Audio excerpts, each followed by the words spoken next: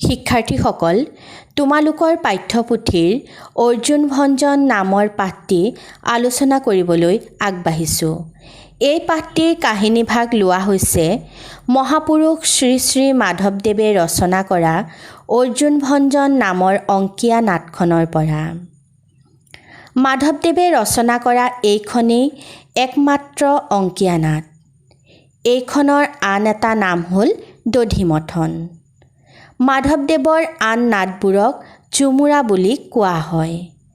ঝুমুৰা হৈছে মাধৱদেৱে সৃষ্টি কৰা এক শ্ৰেণীৰ নাটক। অৰ্জুন ভঞ্জন নাটকখনত ৩টা অংক আছে।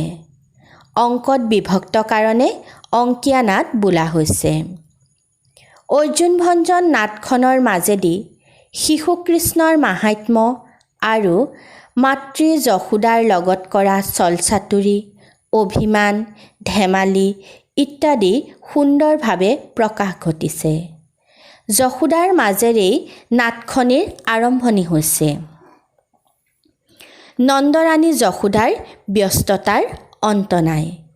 গোৱালীক দধি মঠিবলৈ লগাই আন কামত ধৰা যশোদাই মাজতে আহি দেখে যে গোৱালীয়ে দধি মঠক চাৰি নিজৰ মাজতে কথা পতাত ব্যস্ত। গোৱালীকেইগৰাকীৰ ওপৰত যশোদাৰ প্ৰচণ্ড খং উঠিল।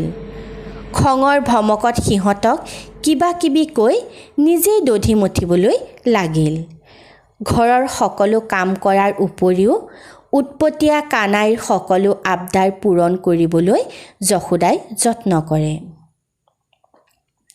কণমানি কৃষ্ণৰ খেলি খেলি আমনি লগাত যশোদাই দধি মঠি থকা অৱস্থাতে মাতৃক সাৱটি ধৰি স্তনপান কৰাবৰ বাবে আবদাৰ কৰিবলৈ ধৰিলে।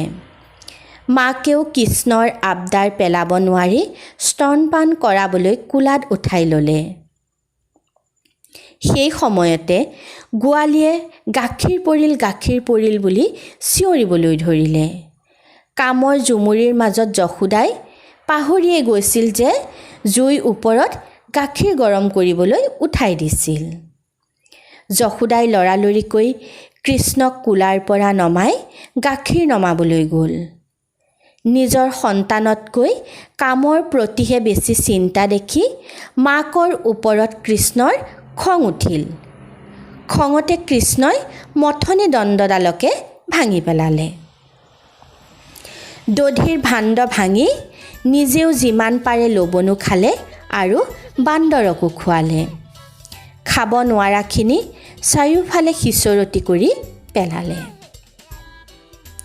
কৃষ্ণৰ এনে অতপালি দেখি যশোদাই খঙতে কৃষ্ণক এশিকনি দিম বুলি বিচাৰিবলৈ ধৰিলে। চাৰিওফালে বিচাৰে কৃষ্ণৰ কিন্তু দেখা দেখি নাই। অৱশেষত লবনো থোৱা কোঠাটোত সোমাই গৈ যশোদাই দেখিলে যে এটা উৰলৰ ওপৰত উঠি কৃষ্ণই লবনো খাই আছে আৰু কিছুমান লবনো খিৰিকীৰে দলিয়াই বান্দৰকো দি আছে। যশোদাক দেখিয়ে কৃষ্ণ ভয়তে উৰলৰ পৰা নামি দৌৰিবলৈ ধৰিলে। কৃষ্ণক খেদি খেদি যশোদা ভাগৰি পৰিল। তেওঁৰ খোপাৰ মালতী ফুল সৰি পৰিল। খোপা খুলি গৈ চুলি আউলি বাউলি হৈ পৰিল। খঙত দুখত মাক যশোদাৰ দুচকুৰে সৰসৰাই পানী পৰিবলৈ ধৰিলে। মাকৰ এনে অৱস্থা দেখি কৃষ্ণই নিজেই মাকৰ হাতত ধৰা দিলে। যশোদাই কৃষ্ণক হাতত থাপ মাৰি ধৰি আনি ঘৰত যিমান ৰছী আছিল সকলো আনিলে উৰলতে বান্ধি থওঁ বুলি। কিন্তু উৰলৰ সৈতে কৃষ্ণৰ সৰু কঁকালটো বান্ধিবলৈ যশোদাই ৰছী যোৰা দিয়েহে দিয়ে, প্ৰতিবাৰে 2 আঙুল ৰছী কম হয়। এয়া এক কৃষ্ণৰে মায়া।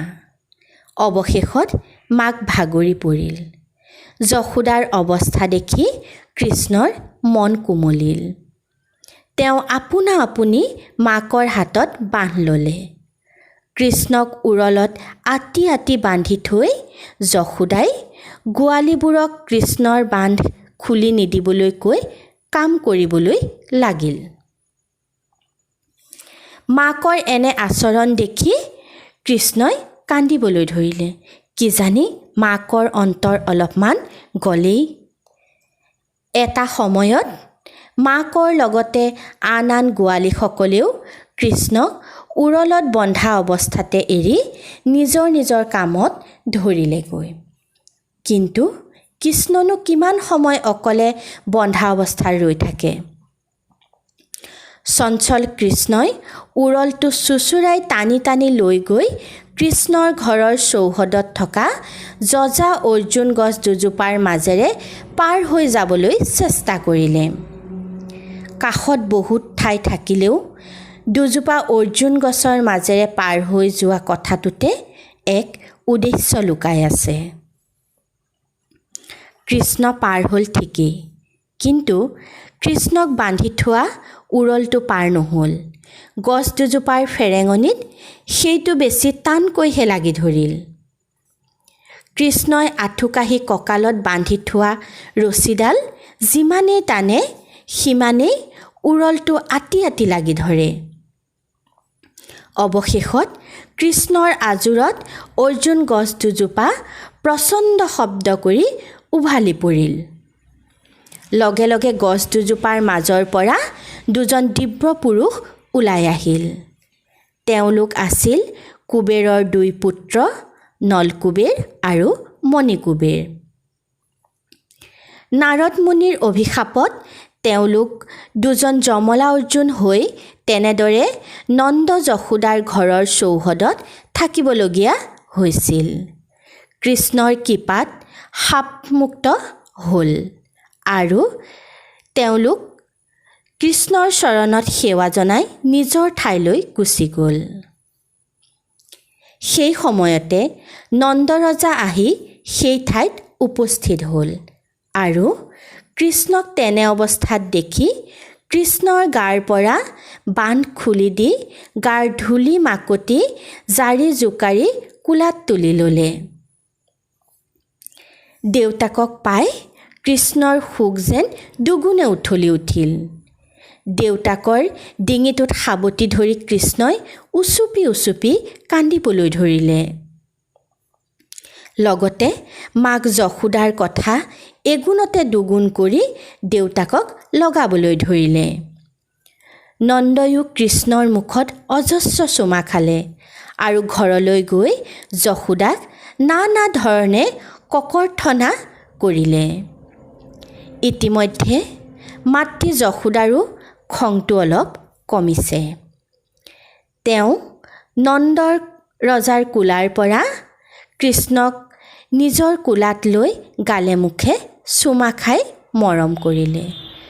কৃষ্ণই এটা শান্ত শিশুৰ দৰে কুচি মুচি মাকৰ কোলাত সোমাই থাকিল। এয়াই আছিল অৰ্জুন ভঞ্জন নামৰ পাঠটিৰ কাহিনী।